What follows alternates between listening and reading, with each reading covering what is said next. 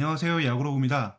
퓨처스리그 중계를 통해서 롯데 팬들에게 눈도장을 찍은 선수들이 있습니다. 신고 선수로 롯데 유니폼을 입고 연일 공수에서 맹활약하고 있는 포수 서동욱에 대해서는 한번 소개한 바가 있는데요. 이번에는 서동욱과 같이 홍익대에서 야구했고 또 같이 롯데 신고 선수로 입단한 유격수 배영빈을 소개할까 합니다. 우연의 일치인지 모르겠지만 홍익대 출신의 신고 선수 신분인 두 선수는 하루 간격으로 연타석 홈런을 쏘아올렸습니다. 서동욱이 연타석 홈런을 친 그 다음날 배영빈이 또 연타석 홈런을 쳤습니다. 삼성이 퓨처스리그에서 투수력이 가장 안 좋은 팀이라고는 하지만 연타석 홈런을 친다는 건 타격 재능이 받쳐주지 않고서는 어려운 일이죠. 배영빈은 어떤 선수일까요? 서울고를 졸업하고 홍익대를 거쳐서 롯데로 왔는데요. 예전에는 이런 말이 있었던 것을 기억하시나요? 덕 쓰고 내야수는 믿고 쓴다. 요즘은 서울고 출신 유격수는 믿고 쓴다는 이야기가 있습니다.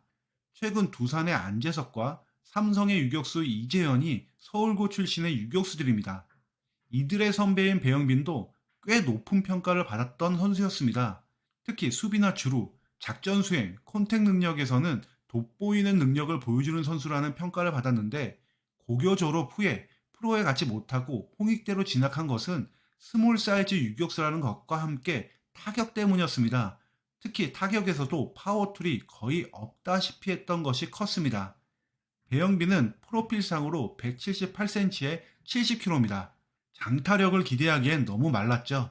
서울고 시절 성적을 보게 되면 출루율이 3할 4푼 3리인데 장타율이 3할 3푼이었습니다. 이렇게 낮은 장타율이 문제라는 건 배영빈이 누구보다 더 잘 알고 있었습니다. 대학교에 진학해서 공격력 강화를 하기 위해서 열심히 노력을 했고 어느 정도 이뤄내긴 했습니다.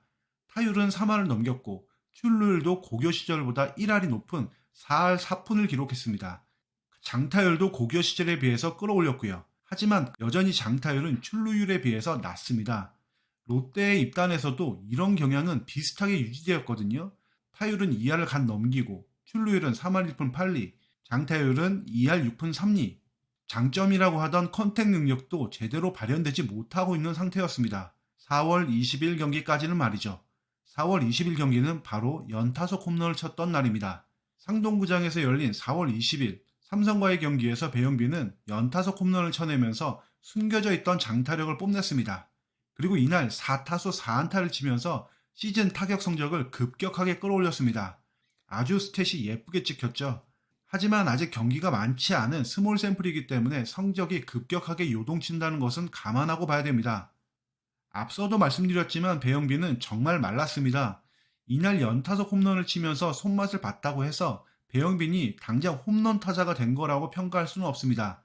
제가 볼 땐 이 홈런의 의미는 롯데 팬들에게 배영빈이라는 이름을 알릴 수 있는 계기를 만들었다는 거에 있다고 생각합니다. 앞으로 배영빈은 롯데에서 자리 잡기 위해선 본인의 장점인 수비력을 더 갈고 닦아야 되고 이와 동시에 장타력이 없어도 충분히 팀 공격에 기여할 수 있다는 공격 재능을 보여야 될 겁니다.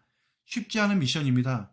그런데 프로에서 살아남기 위해선 반드시 성공해야 되는 미션입니다. 앞으로 4년간 롯데는 노진혁이 주전 유격수로 낙점된 상태고 이학주가 백업으로 버티고 있고 김세민이라든지 좀 있으면 전역하는 최종훈, 이주찬도 넘어야 될 벽입니다. 다시 한번 말씀드리지만 쉽지 않은 경쟁을 이겨내야 됩니다. 솔직히 연타석 홈런이 아니었으면 롯데 팬들은 배영빈이 누구인지도 몰랐을 겁니다.